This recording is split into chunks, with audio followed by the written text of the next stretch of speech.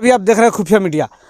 अभी हम नालंदा 176 विधानसभा के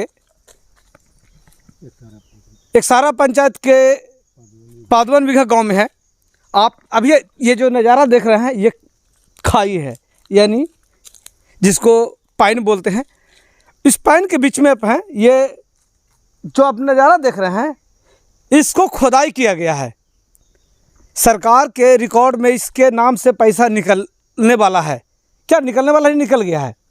ये तो अभी हमारे जो सामाजिक कार्यकर्ता भोली जी हैं वो जानकारी देंगे। अब आप देख सकते हैं कि यहाँ पे खुदाई हुआ है या नहीं है। यहाँ ही नहीं, हम पूरा आगे तक के आपको दिखा देंगे। हम कैमरामैन से कहेंगे दोनों तरफ जरा सा नज़ारा दिखा दीजिए। आप देख लीजिए कहीं मिट्टी उट्टी ऊपर में डाला हुआ है क्या। कहीं भी आपको मिट्टी डाला हुआ नज़र नहीं आएगा। अगर मिट्टी डाला हुआ नज़र आएगा तो ये देखिए, यही जो करीब आप एक कठौती देखिएगा, एक या दो कठौती यही डाला हुआ है। अब आप अंदाज़ा लगा सकते हैं इसी तरह का हम उस पर भी आपको दिखा देते हैं। देखिए इस पर भी यही हाल है। ये देखिए, अब आप अंदाज़ा लगा सकते हैं कि ये सिर्फ जितना भी यहाँ पे कुछ घास फूस के साथ कुछ जो पत्ता वगैरह था उसी को बटोर के ऊपर में डाल दिया गया है, जिसमें कुछ मिट्टी का भी हिस्सा है। और यही योजना में अब लूट खसोट होना शुरू हो जाएगा। इसी तरह का योजना कई और योजनाओं को लेके हाई कोर्ट में लोग पहुंचे हैं, पीएलआई वगैरह भी लगाए हैं। तो जिस योजना के बारे में पीएलआई लगाया जाएगा उस योजना का जांच होगा। हम आज एक और जो योजना आपको दिखा रहे हैं, अब देख लीजिए, अब अंदाज़ा लगा लीजिए। यहाँ पे देख लीजिए, यही मिट्टी बोर्ड डाला हुआ है, जबकि इसका एस्टीमेट में करीब कितना भी कम तो कम से कम 1 फीट होगा और नहीं तो 2 या 3 फीट होगा। ये मेन पाइन है जिससे किसानों को पानी जाने वाला है। अब आप समझ सकते हैं कि इन लुटेरों ने ना किसान को बख्शा है और न ही किसी मजदूर को। मजदूर का स्थिति तो हम आपको दिखा ही चुके हैं कि मजदूर के खाते में पैसा जाता नहीं है। वैसे लोगों के खाते में पैसा जाता है जो उनके खास होते हैं, और वही पैसा फिर बाद में निकाल के लोग अपने खुद को रख लेते हैं। अब आप अंदाज़ा लगा सकते हैं, देख लीजिए दोनों हाथ दोनों साइड यही है, दोनों तरफ यही हाल है। और यही हसर लगभग आपको सब जगह मिल जाएगा। हम और कई पोखर और पैनों को नज़ारा हम आपको दिखा देंगे। आप दोनों तरफ से देखते जा रहे होंगे कि किस तरह से बगल में सिर्फ, अब आप अंदाज़ा लगा सकते हैं, ऊपर देख सकते हैं कि जितना यहाँ पे पेड़ और बागान और जितना भी है, अगर साल भर या 2 साल, जैसा कि मनरेगा का योजना शायद लगातार 2 या 3 सालों से ये मनरेगा का बंद था, शायद लॉकडाउन को लेके। विशेष रूप से हम पूरा बात तो नहीं बता सकते, मुझे जहाँ तक जानकारी है कि लॉकडाउन को लेके मनरेगा का काम बंद था। तो अगर 2 या 3 साल में पत्ता फेदा आदि से भी समझ सकते हैं कि उससे ज़्यादा कहीं ना कहीं तो पानी भर जाएगा। आप देख लीजिए, अंदाज़ा लगा लीजिए कि जब एक सीज़न में छोटा सा जब काम हो रहा है तो इतना पत्ता गिरा हो, अगर साल भर गिरेगा तो जैसा पत्ता फेदा वगैरह देख रहे हैं तो कितना ज़्यादा इसमें कचरा आ जाएगा, जिसको साफ करने अगर एक ढंग से कहेंगे तो सिर्फ इसकी सफाई हो रहा है, पत्तों का बटोराई हो रहा है। जबकि देखिए यहाँ कुछ मिट्टी का कुछ अंश ज़्यादा दिख रहा है। देखेंगे कि यहाँ पे कुछ मिट्टी का अंश ज़्यादा दिख रहा है, तो यहाँ पे ये भी देखेंगे कि उधर के तुलना इधर के तुलना यहाँ पे गड्ढा है, आपको कुछ मिलेगा भी। ये देखिए कुछ गड्ढा मिलेगा, लेकिन फिर वहीं आगे जाकर वहीं का वहीं हाल है। यानी गड्ढा नापने में आसान हो जाए और दिखाने में आसान हो जाए। अब हम सामाजिक कार्यकर्ता भोली जी से बात कर लेते हैं। ये जो योजना है, क्या लगता है आपको, योजना में कितना बंदर बाट है? देखिए 52 बीघा से दक्षिणी भातु बीघा एकसारा पंचायत का पैन का उड़ा ही हुआ है। हमको यह समझ में नहीं आता है कि कितने बेरहम कार्यक्रम पदाधिकारी, कितने माने बेरहम जेई साहब, और उससे सबसे ज़्यादा बेरहम रोजगार सेवक हैं कि जिन्होंने इरादा का अपना लूट का बना लिए हैं कि चाहे जो हो हम लूटेंगे ही। इसका ज्वलंत उदाहरण देखने को है। इस लूट में शामिल जो लोग हैं, कार्यक्रम पदाधिकारी, जेई जो हैं, और रोजगार सेवक प्लस जो बिचौलिया हैं जिनको मेट बनाया गया है, ये सारे लोग मिल कर के 55 बीघा से 72 बीघा में कम से कम 7 से 8 लाख की योजना होगी। ये 8 लाख के योजना में मैंने 50,000 भी मजदूरी नहीं लगा होगा, महज 4 से 5 मजदूर लगा करके 2 दिनों में यहाँ से 72 बीघा पहुँच गए। अब बोलिए, यह तो बिल्कुल जांच का विषय है। जब इसकी जांच निगरानी से हो जाएगी तो समझ में आ जाएगा कि असली मजदूर कौन था। ये लोग जॉब कार्डधारी से पैसा तहसील के जॉब कार्डधारी के खाते पर पैसा भेजवा करके 200-400 का प्रलोभन दे करके जो उनके पैसा घटकने का काम किया है, इसमें 2 की हत्या हुई है। एक किसान की हत्या हुई है और दूसरी मजदूर के पीठ में छुरा भोंका गया है।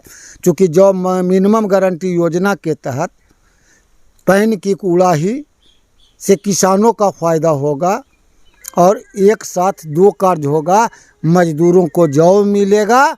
हम मांग करते हैं कि इस पैन की जांच निगरानी से हो, यही कह करके अपनी बात को समाप्त करते हैं। तो ये बताइए कि आप कई मामला को लेके हाईकोर्ट तक पहुंचे हैं। बहुत सारे लोगों में मतलब ये जो भ्रष्टाचार के जो बहुत सारे दीमक हैं, उन लोगों का कहना है कि वहाँ जलने से कोई बहुत बड़ा तीर नहीं मारा जाएगा और जब तक तो पानी आवेगा तो सब बरोबर हो जाएगा। क्या ये मतलब कि क्या मतलब इस मामले को कहते हैं? हमको ये बताइए कि पानी आ जाएगा पैन में ना, हाँ, कि पैन के अलंग के ऊपर भी पानी आ जाएगा। मिट्टी या मन कि ये दिखाई देगा जितना भी पानी आवेगा, अलंग से 2 फीट ऊपर पानी दूर दूर तक संभावना नहीं है। सच्चाई सामने आ जाएगा जब हाईकोर्ट के मॉनिटरिंग में निगरानी जांच करेगी। ये जो गलतफहमी में है कि कुछ नहीं बिगड़ जाएगा, मतलब समझ में आ जाएगा, उनकी गलतफहमी दूर हो जाएगी।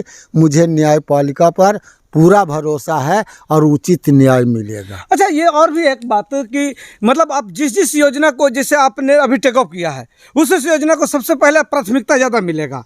देखिए, प्राथमिकता तो पूरे प्रखंड में लूट है। हाँ, घनश्याम तुझे ढूंढने को जाऊं कहाँ कहाँ, अपनी विरह की आग को सुलझाऊं कहाँ कहाँ।